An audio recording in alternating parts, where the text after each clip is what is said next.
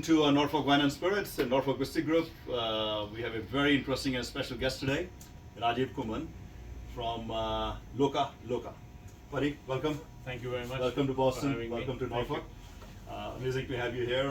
We've been you. talking for the last hour and a half, and learned a lot about you and about the brand. So first of all, let's introduce you to everyone watching the video. So Sure.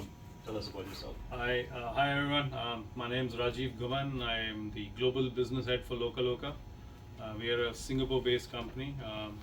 We've just entered the US market for the last 1 year with two variants of tequila, a Blanco and a Reposado, under the name of LOCA LOkA. And it's a pleasure to be here today. Yeah. So Rajiv, tell us, how did you get into, first of all, this industry and then into tequila? An Indian gentleman representing a tequila brand, that's a lot of fun. Sure. But also, like, how long you've been in the industry, something to kind of get to know you there. Sure. I guess if you ask me how did I get into alcohol, First of all, you're Punjabi, so that comes naturally. yeah, it comes in our DNA, in our genes. But more importantly, I think what happened was my dad's a fighter pilot. Oh, okay. And he was one of the only ones married in the whole squadron. Okay. And he had me early in the marriage, I guess. Yeah. So every time, since I was 3, I could recognize whiskey, rum, gin by just putting a little bit in my tongue. So Okay. I guess it was pretty early in my life that I got a handle of alcohol. But then, as Indians, we get used to drinking alcohol either through beer or through rum. Mhm. And Old Monk was a brand that really stands out in India. So when I finished my MBA, Diageo, the world's largest, that time it was not a unified Diageo, but Yeah. international distillers and vinators. Right. And they came to our college and they gave us a project coincidentally on RTDs. And as Wow. part of my MBA program, we presented to them and said, you should not be doing an RTD. Gotcha. The three of us, for our boldness, I guess, got selected. Okay. And that's how my journey into the alcohol industry started. Right. I was quite responsible for introducing the Scotch portfolio in India. Acha. Okay. That was in the late 90s. Late 90s. Okay. India was just about coming out of its socialist paradigm, if you may call Okay. it, Okay. discovering brands around the world. Yeah. 3 years into that job, Bacardi came to India. Okay. And now as a youngster, 25-year-old guy, Yeah. we're always rum drinkers. Yeah. So to launch the world's largest, that time it was the world's largest spirit brand, and Yeah. of course the world's biggest rum. Yeah. So that was a great opportunity. Okay. So I took that on. I've been in the industry for over 25 years now. 25 years, okay. Launched brands in India, Southeast Asia, Asia Pacific, and about 2 years back, the founders of the brand LOCA LOkA came to me and said, we have an ambition to build a global spirits portfolio, Okay. and we're looking at a tequila brand. Right. And of course, that seemed appealing. I was not in the industry. Yeah. I had moved out of the industry. Okay. So it was a good, let's say, a good recoming of me back in the industry. Right. It's been a wonderful journey. I Yeah. think America as a market is really great. Yeah. It's taught us a lot about what we should do and shouldn't do with a new brand. Right. So it's been good Yeah. so far. Okay, great, wonderful. So obviously, tequila has been around in the U.S. for a very long time, just because of the proximity of Mexico, and it really accelerated during the pandemic. And I think now tequila might be the #1 selling spirit in the U.S. Or if it is not, then You're it's absolutely right. Yeah. going okay. So people are quite knowledgeable too, because especially during the pandemic, we had a lot of people taking a deep dive into tequila. Sure. So with that, why don't we take a deep dive into the tequila and tell us the norms and where it's from and things like that. Before I get into that, I think coming from Asia especially, Okay. That's eastern part of the world. Tequila has been a category with a little bit of baggage, Okay. which I guess the Americans also had in the early Yeah, years. sure. And it was always associated with shots. Correct. And a shot can be at the beginning of a night or Yeah. at the end of the night. Right. But the next day you're blaming the shot. Yeah. So tequila has this, let's say, bad baggage. Yeah. But I think over the last 10 years, where the growth has come is through cocktails, sipping, and the 100% agave, the additive story. So Yeah. all these things have really made a great sort of ingredient to the whole category per se, Right. and that's what is attracting a lot more consumers into the category. Mhm. And I think it'll stay vibrant for a very long time. Yeah. With that in mind, I guess, as I mentioned a while back, I said we want to build a global spirits portfolio. Right. So the idea was to come up with a blend of tequila Mhm. that appealed to a larger set of consumers, Okay. and bulk of them would be new consumers, if you may call them, Mhm. or at least early adopters of Right. tequila. Okay. And they need to find a blend that is subtle, well-rounded, easy to palatable, Yeah. which is what most global consumers are looking for. Mhm. And I think that's what way we went. So we Right. took about 6 months to do a lot of research in the state of Jalisco, Okay. where tequila comes from. It's one of the most protected categories in the world. And Right. the CRT protects it with a pretty Iron Fist. iron fist and some strict rules. And Yeah. I think that's good for the category. Right. Early in the journey, we understood there were two types of agave growing regions. One was the valley agaves and then the highland. Highlands. Okay. And given the profile that we were looking for, the highland agaves suited us a lot more. Yeah. So we went So out. let's talk about that a little bit. So agave as a plant, blue agave Blue agave. specifically takes about 6 to 8 years normally to mature. Sometimes a little bit, in that range. Sure. So highland and lowlands are two Yeah. regions. Yeah. Is there a different profile that comes out of it when you Yes. distill it? So I guess the 6 years, 7 years of weather Mhm. conditions determines how the plant is going to grow and Right. what it's going to bear. Right. So the lowlands are high temperature, Yeah. on the higher side, sunnier, arid conditions. Mhm. So it's a lot more minerally, peppery, and then of course the highlands is, during the day it's very hot, Yeah. and then post sunset, the temperature drops dramatically. Right. So those agaves are a lot more juicier, take a lot more time to ripen. Okay. So they've got that beautiful floral conditions that are around there. Yeah. The fruity tones come to that also. Right. So, and that's where the appeal of the highlands was versus the lowlands. I'm not saying one is better than the other, but That's stylistically that. given our felt style, right. we Yeah. wanted it to be. Mm. We chose the highlands, Okay. and that's Okay. where we are Okay. based. Okay. The norm number is 1588. 1588 for folks who want to check it out. I think one way to look at the 1588 norm is to say the ex-distiller of, the master distiller of Casadores, Casadores, yeah. after he sold it to Bacardi, Yeah. went out and set up this new norm number. It's Right. 1588. They have a 350-acre ranch called El Mexicano in Arandas, Okay. and we are one of the few brands that they are doing currently. Yeah. It's a great partnership we have with them. They understand what we are looking for, and I think the true essence of patience, craftsmanship, all comes out in this beautiful liquid that he's produced for us, and we're so proud to sell it and share it with the rest of the world. Yeah, no, thank you for doing that. I mean, that's what we tasted this earlier. So other than US, are there other countries that you're launching? Obviously, a lot of your background has been in Asia, India, Singapore, you said Philippines, Sure. and other places. So why US? Yeah, a very good question, I must say. There were two ways to look at it. Either you take a brand, try to build it in your own home country, Mhm. and then take it to the rest of the world. Okay. Or you say, no, I want to really test the waters. Yeah. So you go to the biggest country in the world, the most hyper-competitive market in the world, Yeah. and of course the biggest tequila market in the world, Right. and see what you can do with your brand. Right. Does it stand in its own 2 feet? Yeah. If it does, you've got a product that can go to the rest of the world. Right. So we kind of adopted a reverse marketing strategy, Okay. if you may call it.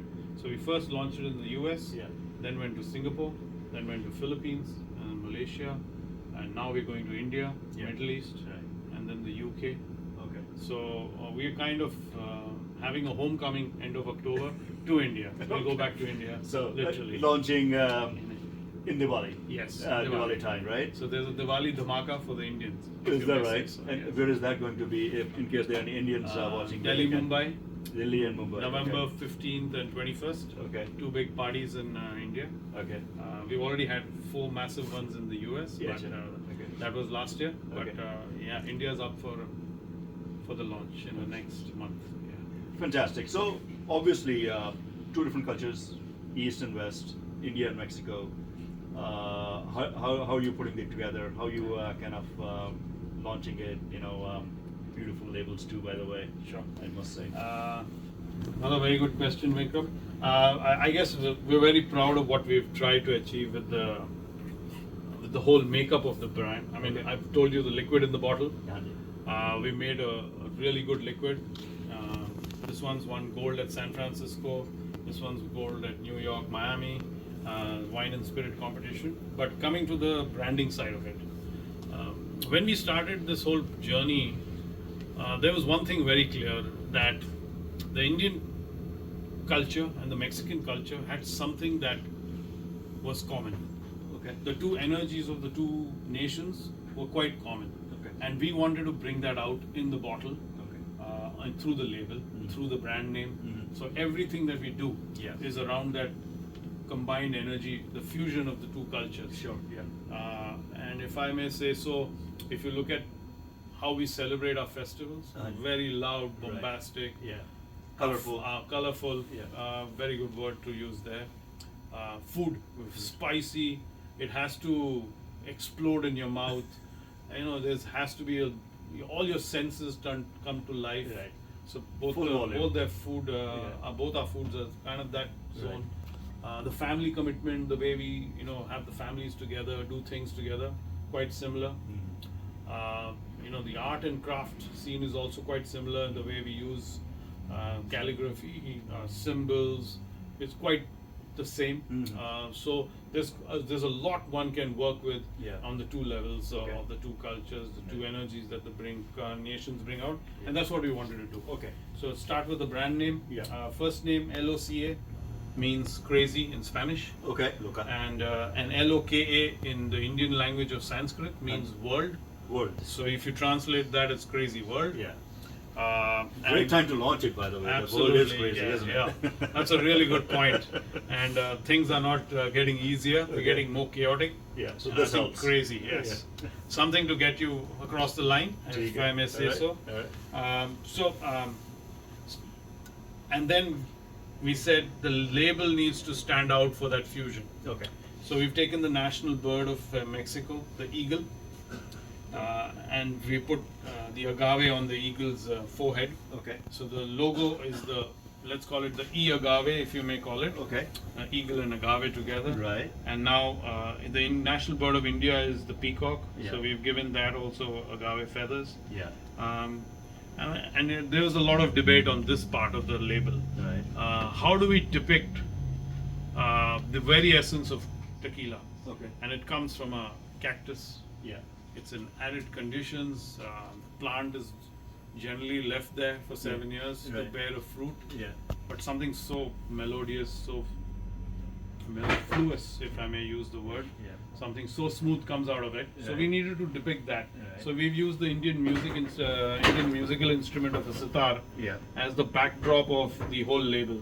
Right. And on that is the whole label constructed, literally, Okay. if you may say so. Yeah. Because that's the world, and we've got these lines just like the world map would have it. Right. Right. We've Latitudes and depicted- longitudes. Yeah. Yes, and then we've got the mountains of Arandas, a tribute to the highlands. Highlands. Yeah. And and a quirkiness of showing the sun and the moon together. Right. Somewhere it's midnight and somewhere it's daylight. Always But, time to drink it. Always time to drink a Yeah, tequila. yeah. There's no better time than now No. to drink. Right. And then we've taken the national animal of India, dressed him up as a tourist. Tourist. If I've got a crazy world, you need somebody to take you around the world. Okay. So he's there. Yeah. He's got the Hasselblad camera, so Right. He can take you around the world and Very nice, yeah. build memories for you if you want. Sure. And then lastly, another big symbol out here is a teddy bear. Teddy bear, yeah. A symbol of love, affection, Yeah. and he welcomes you to. Sorry, he welcomes you to the world of Loca Loca. Yeah. So that's the label in the essence, and of course we've used a lot of the Aztec symbols, Sanskrit around the label, and these elements will come to their life as the brand tends to grow. Okay. I think I've revealed enough secrets on the label. Okay. But every time somebody picks up a bottle, he or she can pick a few elements out of this. Yeah. I think it's a great love and art form that we have Right. in both the cultures that we try to bring it in this label. Fantastic. So that's Great that's story. the whole story behind the branding and That's of lovely. course, Very thoughtful in that process. So, obviously, a lot of people watching this. Blanco, very simple. It's New Mex spirit, if you will, and then you have Reposado, and you have other expressions too that you're working with. Yeah. So we got the Anejo coming out in the next month, and then every year we'll have a Founders Edition, which is an Anejo in a different finish, if you may call it. Okay. And then we have the extra Anejo, which is a 3-year-old, which will come out next year.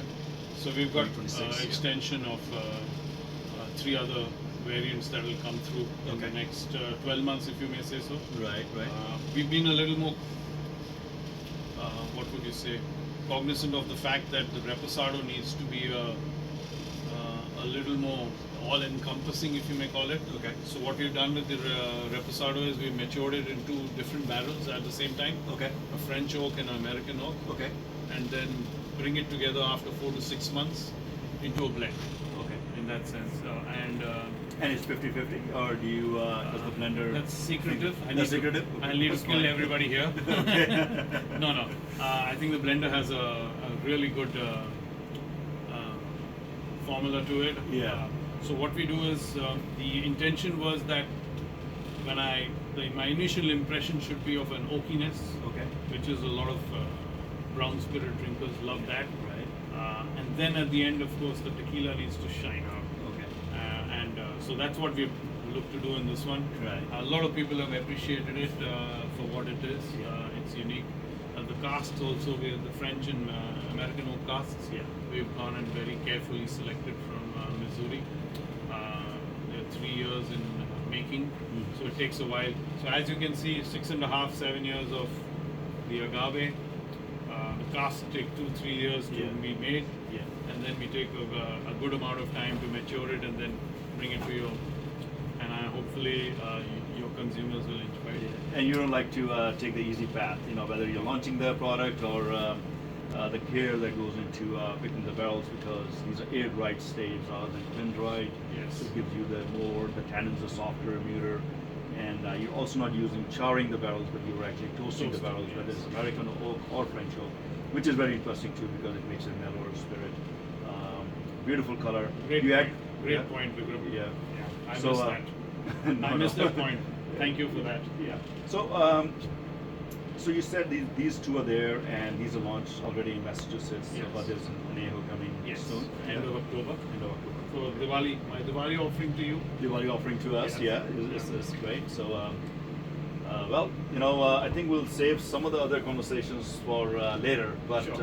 an absolute pleasure to meet you and Thank have you. you here. Thank you. Thank you for having introducing- us. Yeah, Thank you. absolutely. See you guys soon. If you guys want to taste this tequila, it's at the store. We have open bottles. Come, let's share. Cheers. Thank you.